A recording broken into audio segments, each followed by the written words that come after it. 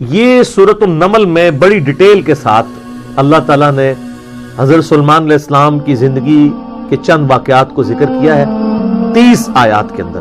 آیت نمبر 15 سے لے کے 44 تک مسلسل 30 آیات میں سلیمان علیہ السلام کا اللہ تعالیٰ نے ذکر خیر کیا ہے. سٹارٹ اسی سے لیا ہے کہ وہ اپنے امتیوں سے کہتے ہیں کہ دیکھو اللہ تعالیٰ نے ہمیں کثیر مخلوق پہ فضیلت دی ہے, ہمیں جانوروں کی بولیاں سکھا دی ہیں, جنات کو, ہواؤں کو, پرندوں کو ہمارے لیے مسخر کر دی ہے.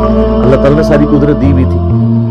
اچھا, وہ سورہ نمل میں پھر آگے چلتا ہے کہ حضرت سلیمان علیہ السلام اپنے دربار میں بیٹھے ہوتے ہیں. اب سارے ان کے کمانڈر حاضر ہیں, جنوں کا کمانڈر بھی ہے, اسی طریقے سے انسانوں کے کمانڈر بھی, سارے ان کے سردار وہاں پہ جمع ہیں. تو جو ان کی ایئر فورس کا کمانڈر تھا نا وہ ہدہد تھا. ہدہد ایک پرندہ ہے جس کی بڑی خوبصورت سی کلگی ہوتی ہے اسے مرغے کی ہوتی ہے, اور بڑا ایکسٹرا آرڈنری پرندہ ہے. آپ جا کے گوگل پہ سرچ کریں, یوٹیوب پہ اس کی ویڈیوز دیکھیں کہ اللہ نے اس کو کیا صلاحیت دی. وہ ان کا سمجھ لیں ایئر فورس کا چیف تھا. تو آپ نے فرمایا وہ کدھر غائب ہے, اور پھر ساتھ فرمایا کہ وہ اپنی غیر حاضری کی کوئی جسٹیفیکیشن مجھے پیش کرے, اور اگر اس نے کوئی ایسی جسٹیفیکیشن نہ پیش کی کہ وہ میرے دربار سے غائب کیوں ہے, تو میں اسے سزا دوں گا یا میں اسے ذبح کر لوں گا. بس یہ آپ ورڈک بولتے ہیں تو تھوڑی دیر بعد ہدہد آ جاتا ہے اور وہ اپنی جسٹیفیکیشن پیش کرتا ہے. اب ظاہر ہے وہ میں نے بتایا کہ سورہ نمل میں ہی آتا ہے کہ اللہ تعالیٰ نے جانوروں کی بولیاں سکھا دی. تو حضرت سلیمان علیہ السلام مجھ سے پوچھتے ہیں کہ بتاؤ, اور سر پھر ہدہد دیکھیں کتنا پکا مواحد سی. وہ کہتا ہے کہ اے سلیمان علیہ السلام, میں آپ کے لیے ایک ایسی خبر لے کے آؤں جو آپ کے علم میں بھی نہیں ہے. بابی نہیں تھا ہدہد نا.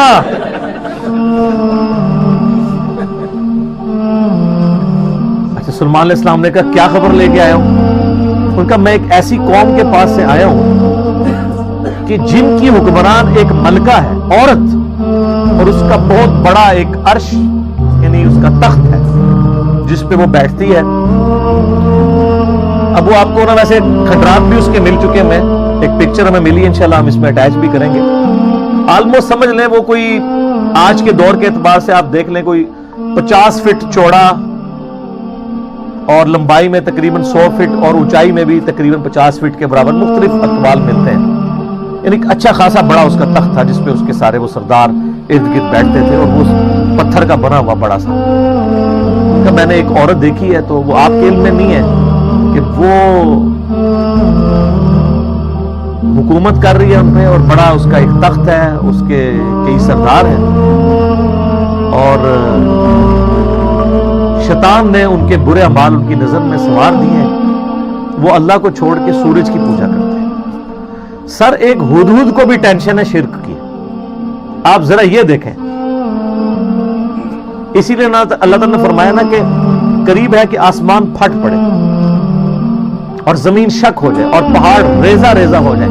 ان دعوا للرحمن ولدا, جو رحمان کے لیے بیٹا تجویز کرتے ہیں, اگر یہ شرک کی تکلیف کا احساس یہ آسمان, زمین اور پہاڑوں پہ ہو تو یہ بھی دب جائیں سے کہ اللہ کے لیے اس طرح کی باتیں لوگ کرتے ہیں. تو اور پھر وہ کہتا ہے کہ اب ہدہد کی بھی آپ تقریر دیکھیں جناب, کہ شیطان نے برے اعمال ان کی نظروں میں سنوار دی ہیں, اللہ کو چھوڑ کے وہ سورج کی پوجا کر رہے ہیں, حالانکہ عظمت اس اللہ کی ہے جو زمین و آسمان کا مالک ہے. ان کو تو چاہیے تھا اسے ہی سجدہ کریں, اور اس پہ آیت سجدہ بھی ہے. اللہ اکبر, سبحان الملک. تو اب حضرت سلیمان علیہ السلام چونکہ توحید کے امام ہیں, دنیا پہ اللہ تعالیٰ کے ریپرزینٹیٹو ہیں, جب وہ یہ بات سنتے ہیں نا تو کہتے ہیں میں تیری اس بات کی تصدیق کروں گا کہ تو سچ کہہ رہا ہے یا جھوٹا بہانا تو نہیں کہیں کر رہا تو. ورنہ تو حضرت سلیمان علیہ السلام کہتے ہیں کہ ہاں مجھے تو پہلے علم غیب اللہ تعالیٰ نے دیا ہوا ہے, میں تو اتنی دوروں میں دیکھ سکتا ہوں. وہ تو اللہ دکھائے گا تو دیکھیں گے. حضرت سلیمان علیہ السلام نے ایک خط لکھا اور اس ہدہد کو کہا. اچھا, یہ کوئی سٹوری نہیں ہے جو آپ کے علماء بیان کر رہے ہوتے ہیں, یہ ورڈ بائی ورڈ سورہ النمل آیت نمبر جو ہے وہ 15 سے لے کے 44 تک 30 آیات. جو چیز ان آیات سے ہٹ کے ہے کہ میں اس کو مینشن بھی کروں تو وہ خط لکھ کے دیتے ہیں کہ یہ خط لے جاؤ اور جا کے ملکہ جو ادھر کیا ہے. ملکہ بلقیس جو ہے یہ اسرائیلی روایتوں میں آتا ہے, قرآن میں صرف ایک عورت کا ذکر ہے کہ جو حکومت کرتی تھی. اور خط اس کو دے کے پھر دیکھنا اس کا کیا جواب دیتے ہیں. ہدہد جناب لے کے خط پہنچا ہے اور جا کے اب ہدہد ایک خط لے کے آ رہا ہو اور ملکہ کے وہ جا کے بیڈ روم میں سیدھا جا کے لینڈ کرتا ہے. کوئی سیکورٹی گارڈ کوئی کچھ نہیں روک سکتا, وہ کھڑکی سے آ کے اس میں لینڈ کر کے سامنے لا کے اس کے خط پھینکتا ہے. تو حضرت سلیمان علیہ السلام کا خط وہ کھولتی ہے تو وہ اس خط میں تو 2 ٹوک جملے لکھے ہوتے ہیں, انہ من سلیمان و انہ بسم اللہ الرحمن الرحیم, اور تم سر تسلیم خم کر کے فوراً میرے پاس حاضر ہو جاؤ. ٹھیک ہے, بس یہ 2 لائنوں کا ایک جملہ ہوتا ہے. جب وہ اپنے سرداروں سے مشورہ کرتی ہے تو وہ کہتی ہے میرے پاس ایک معزز خط آیا ہے اور یہ معزز خط سلیمان کی جانب سے ہے. انہ من سلیمان, سورہ النمل آیت نمبر 30. یہ واحد مقام ہے جہاں سورت کے اندر بسم اللہ شریف آئی ہے. ایک عزت والا خط آیا ہے. عزت والا وہ اس لیے کہتی ہے وہ اس کو پتہ چل گیا کہ وہ غیر معمولی بندہ ہے کہ ہدہد جس کا خط لے کے آ رہا ہے میرے پاس. تو ظاہر ہے یہ کوالٹی تو اس کے پاس نہیں تھی کہ یہ کوئی کتنا بڑا بادشاہ ہے کہ جس کو اللہ نے یہ حکومت دی ہے کہ جانوروں پہ بھی اس کی حکومت ہے. تو وہ کہتی ہے کہ ایک معزز خط میرے پاس آیا ہے جو سلیمان کی جانب سے ہے اور وہ اللہ کے نام سے شروع ہو رہا ہے. اس سے یہ سنت ٹھہری کہ جب آپ کوئی خط لکھیں کسی کو تو بسم اللہ سے اس کا آغاز کریں, اور اس میں یہ ہے کہ سر تسلیم خم کرو اور میرے پاس حاضر ہو جاؤ. تو وہ اپنے سرداروں سے کہتی ہے کہ میں تمہیں پتا ہے کہ میں کوئی کام اس وقت تک نہیں کرتی جب تک کہ میں مشورہ نہ کر لوں. ہر معاملے میں تم سے میں مشورہ کرتی ہوں. قوم سبا کی وہ ملکہ تھی, تو مجھے بتاؤ تم مجھے کیا مشورہ دیتی ہو. تو سردار تو آپ کو پتا ہے جو ان کی تو ایک خاص جنگجو نیچر ہوتی ہے. انہوں نے کہا ہم تو بڑے طاقتور ہیں, بڑے زور آور ہیں, ہم ہر طرح کے بادشاہ کا مقابلہ کر سکتے ہیں, آپ ہمیں حکم دیں دیکھی جائے گی. لیکن وہ تو سمجھدار ہوتی ہے نا, جس میں مجھے بھی آگے لوگ پھونک چڑھا رہے ہوتے ہیں, لیکن جو بندہ ڈرائیونگ سیٹ پہ بیٹھا ہوتا ہے اس کو پتا ہوتا ہے کہ کام کو کس حکمت سے لے کے چلنا ہے. تو وہ ملکہ کہتی ہے کہ اس کو تو اندازہ ہو گیا کہ یہ کوئی عام بندہ نہیں ہے, ان کی ساری پھوپھا نکال دے گا وہ. تو وہ کہتے ہیں کہ وہ ملکہ آگے کہتی ہے, اس کے الفاظ اللہ تعالیٰ نے نقل کیے ہیں. وہ کہتی ہے کہ یاد رکھنا بادشاہ جب کسی ملک میں داخل ہوتے ہیں نا تو وہاں کے شرفاء کو ذلیل کر دیتے ہیں. تو یعنی یہ جو ہمارے پاس ملک ہے یہ بھی ہمارا چھین جائے گا, ہم میں یہ طاقت نہیں کہ ہم اس شخص کا مقابلہ کر سکیں. یہاں پہ بھی آپ دیکھ لیں انگریزوں نے یہی کیا ہے نا, جب انگریز یہاں حکومت میں ہے نا سب سے زیادہ ذلیل انہوں نے کیا ہے خاندان مغلیہ کو, اس لیے کہ وہ یہاں پہ رولرز تھے. تو انہوں نے کہا پہلے تو جناب ان کو اتنا ذلیل کرو نا, کیونکہ ان کے اندر جراثیم موجود ہیں حکومت کرنے کے, ان کو تو ذلیل و خوار کرو. تو وہ ملکہ کی بات یونیورسل ٹروتھ اللہ نے نقل کیا کہ جب بادشاہ داخل ہوتے ہیں تو وہاں کے شرفاء پھر سب سے پہلے وہ ذلیل ہوتے ہیں.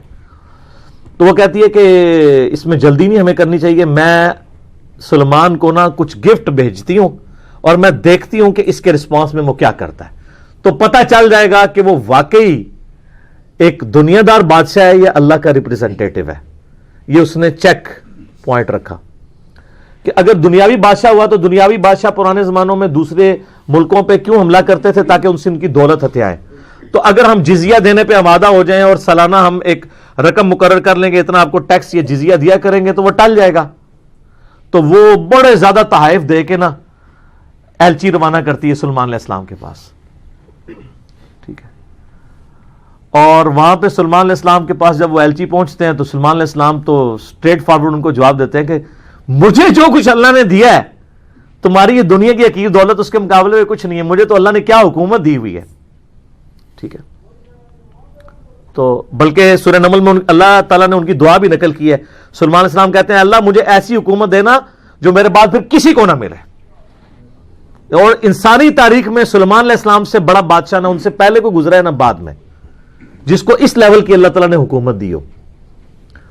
تو وہاں پہ جب ایلچی پہنچتے ہیں تو وہ ان کو اسٹریٹ فارورڈ جواب دیتے ہیں اور ان کو واپس کر دیتے ہیں کہ جاؤ اور اپنی ملکہ کو بتا دینا کہ اب ہم وہ لشکر لے کے آئیں گے جس کی تاب تمہارے لشکر نہیں رکھ سکتے، انتظار کرو ہمارا. تو وہاں سے چلے جاتے ہیں.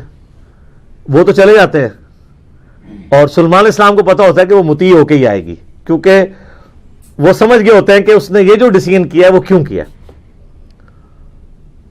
اب یہ فاصلہ آلموسٹ 2000 کلومیٹر کا ہے. قوم سبا آباد تھی یمن میں، اور حضرت سلمان علیہ السلام یروشلم میں بیٹھے ہوئے تھے، بیت المقدس ایلیا شام کے اندر. آلموسٹ 2000 کلومیٹر کا یہ فاصلہ ہے. تو آپ سمجھ لیں یہ فاصلہ طے کرنے کے لیے بھی 40 سے 50 دن پیدل چاہیے. تو سلمان علیہ السلام جب ان کو واپس کرتے ہیں، وہاں پہ جب واپس خط پہنچتا ہے تو ظاہر ہے ملکہ تو پہلے ہی اس کو سمجھ آ گئی ہوتی ہے کہ کوئی عام بندہ نہیں ہے. تو ملکہ یہ ڈیسائیڈ کرتی ہے کہ میں خود سلیمان کے پاس جاؤں گی، کیونکہ اس خط میں پہلے میں کیا لکھا تھا کہ مطیع ہو کے میرے پاس حاضر ہو. سر یہ بادشاہ کا آپ لیول دیکھیں کہ دوسرا بادشاہ جنگ بھی نہیں کرنی پڑ رہی، سیدھا وہ خود حاضر ہو رہا ہے. خیر اس بات کو کچھ عرصہ گزر جاتا ہے. جب اس کا لشکر آنے کے 3-4 دن یا کچھ دن باقی رہ جاتے ہیں نا، تو سلمان علیہ السلام اپنی مجلس میں بیٹھے ہوتے ہیں. تو سلمان علیہ السلام اپنے درباریوں سے کہتے ہیں کہ وہ جو بلقیس ہے وہ مطیع ہو کے میرے پاس آنے والی ہے. ان کو پتہ ہے، فیڈ بیک مل جاتی ہے، اللہ تعالیٰ نے وحی کے ذریعے آگاہ کر دیا. تو پھر وہ ایک گفتگو کرتے ہیں وہاں پہ، جہاں پہ وہ تخت بلقیس کا ذکر ہے. اور آصف بن برخیہ کا نام قرآن میں نہیں ہے، یہ اسرائیلی روایتوں میں. وہ سورۃ النمل کی آیت نمبر ہے 30. اعوذ باللہ من الشیطان الرجیم، بسم اللہ الرحمن الرحیم. بلکہ آیت نمبر 30 میں تو وہ یہ آگی 38 نمبر سے آن ورڈ. 30 تو پہلے گزر چکی نا، انہ من سلیمان و انہ بسم اللہ الرحمن الرحیم. یہ آیت نمبر ہے 38. قال یا ایھا الملأ ایکم یأتینی بعرشھا قبل ان یأتونی مسلمین. حضرت سلمان علیہ السلام کہتے ہیں اے میرے سردارو، جو میرے ساتھ اٹیچ لوگ ہو، تم میں سے کون ہے کہ جو مجھے اس ملکہ کا تخت لا کر دے اس سے پہلے کہ وہ سر تسلیم خم کرتی ہوئی میرے پاس حاضر ہو جائے؟ کون ہے کہ جو ایسا کرے؟ قال عفریت من الجن. تو ایک بڑا دیو ہیکل جن کہتا ہے انا آتیک بہ قبل ان تقوم من مقامک، کہ میں آپ کی اس محفل برخاست ہونے سے پہلے 3-4 گھنٹے کی جو بھی آپ کی مجلس ہوتی ہے، مجلس ختم ہونے سے پہلے میں وہ تخت آپ کو یہاں پہ لا دوں گا. انبلیویبل چیز ہے. 2000 کلومیٹر سے اتنا بڑا تخت پتھر کا وزنی، 3-4 گھنٹے کیا، وہ تو آج بھی آپ اگر جہاز میں بھی لائیں تو 3-4 گھنٹے میں نہیں پہنچ سکتا. اس کو تو لفٹ کرنے میں پرابلم ہو جائے گی. وَإِنِّي عَلَيْهِ لَقَوِيٌّ أَمِينٌ، اور میں اس کے اوپر امانت دار بھی ہوں، میں پوری رسپانسبلٹی سے یہ کام کروں گا، اور میں طاقت بھی مجھے اللہ نے دی ہے. جنات کو اللہ نے بہت طاقت دی ہوئی ہے. تو حضرت سلمان علیہ السلام یعنی ایگری نہیں کرتے اس مسئلے میں. تو پھر ایک اور شخص، قال الذی عندہ علم من الکتاب، وہاں ایک شخص بیٹھا ہوتا ہے جس کے پاس کتاب میں سے علم ہوتا ہے. وہ کہتا ہے انا آتیک بہ قبل ان یرتد الیک طرفک، میں اس تخت کو آپ کے سامنے حاضر کر دوں گا آپ کی آنکھ جھپکنے سے پہلے. فریکشنز آف سیکنڈ میں لے آؤں گا. ہمارے لیے تو وہی ہضم کرنا مشکل ہے، تو یہ تو خیر بہت بڑی چیز ہے. تو یہ اس نے دعویٰ کیا، بس یہ دعویٰ کرنے کی دیر تھی اور وہ لے بھی آیا تخت. فلما رآہ مستقرا عندہ، تو حضرت سلمان علیہ السلام نے جب وہ تخت وہاں پر آیا ہوا دیکھا، قال ھذا من فضل ربی. اور انہوں نے کیا حضور کڈے پہنچے بزرگوں، کیا بات ہے، کیا صاحب کرامت ہو، نہیں اومٹ کر دیا. ان کا یہ میرے رب کا فضل ہے. ھذا من فضل ربی. آپ لکھتے ہیں نگاہ مرشد سے، ماں باپ کی دعا سے، اور پیغمبر کیا کہتا ہے؟ ھذا من فضل ربی، یہ تو میرے رب کا فضل ہے. کیوں ہے فضل؟ لیبلونی اشکر ام اکفر، تاکہ وہ مجھے آزمائے کہ میں اس کا شکر گزار بنتا ہوں یا نہ شکرا. یہ سر توحید ہے. ومن شکر فانما یشکر لنفسہ، اور جو کوئی اللہ کا شکر کرے گا تو وہ بھی اپنے نفس کی خاطر ہی کر رہا ہوگا، اللہ کو کوئی پرواہ نہیں. ومن کفر، اور جو کوئی اللہ کی ناشکری کرے، فان ربی غنی کریم، تو میرا رب تو غنی ہے، کریم ہے، اسے کسی کی پرواہ ہی نہیں ہے. ھذا من فضل ربی. اچھا اس کے بعد پھر آتا ہے کہ وہ ملکہ جب آئی، حضرت سلیمان علیہ السلام نے کہا کہ نا اس تخت کی حیت بدل دو، ڈیزائننگ اس کی تھوڑی سی چینج کر دو، جو اس کے اوپر کوئی پھول بوٹے لگے ہوئے تھے تھوڑا سا اسے ٹیمپر کرو، اور میں دیکھوں گا کہ وہ پہچانتی ہے اپنے تخت کو نہیں کہ نہیں پہچانتی. تو وہ پھر ملکہ وہاں پہ آ پہنچتی ہے، تو سلیمان علیہ السلام اسے ریسیو کرتے ہیں اور کہتے ہیں اس تخت کے بارے میں تیرا کیا خیال ہے؟ تو وہ بڑی سمجھدار ہوتی ہے، تو وہ کہتی ہے یہ تو لگتا ہے کہ یہ میرے تخت ہی ہے، اس کی مثل مجھے لگ رہا ہے بلکہ شاید وہی ہے. تو یہ اس کی سمجھداری کا بھی ثبوت ہے کہ وہ اس کو ٹیمپرڈ فارم میں بھی پہچان لیتی ہے، اور یہ اس کو دوسرا میسج مل جاتا ہے انہوں نے کیا لڑنا ہے، اس نے کہاں سے لڑنا ہے. وہ تو یہ بھی نہیں تھی ایکسپیکٹ کر سکتی کہ 4 مہینے میں بھی کوئی اٹھا کے یہاں لا سکے. ابھی تو اس کو یہ پتہ نہیں تھا، یہ تو ایسے آیا ہوا ہے. ٹھیک ہے، تو پھر سلیمان علیہ السلام اسے اپنے جو ٹیمپل ہے نا اس کی بھی تھوڑی جھلک کرواتے ہیں. آگے ایک محل میں جب لے کے آتے ہیں کمرے میں، تو اس میں ایسے شیشے جڑے ہوئے ہوتے ہیں کہ وہ گویا دیکھنے میں تالاب محسوس ہو رہا ہوتا ہے. تو جب اس پہ پاؤں رکھنے لگتی ہے وہ سمجھتی شاید پانی والا تالاب ہے، تو وہ اپنے جو تہمد ہے یا جو بھی اس نے کپڑے پہنے ہوتے ہیں وہ تھوڑی سی اٹھا لیتی ہے، اس کی پنڈلیاں بھی ننگی ہو جاتی ہیں، وہ سمجھتی ہے پانی ہے، تو وہ پانی نہیں ہوتا، تو وہ امپریس ہوتی ہے.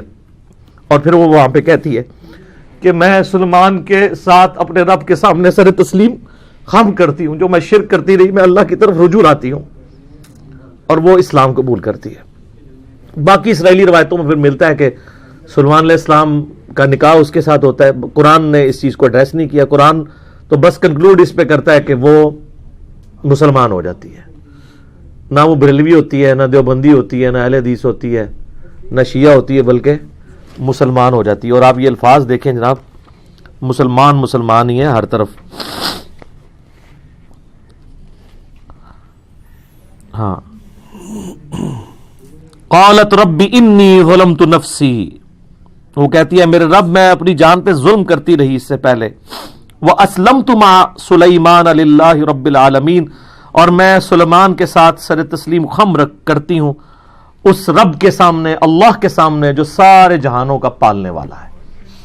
میں سر تسلیم خم کرتی ہوں، میں مسلم ہوتی ہوں.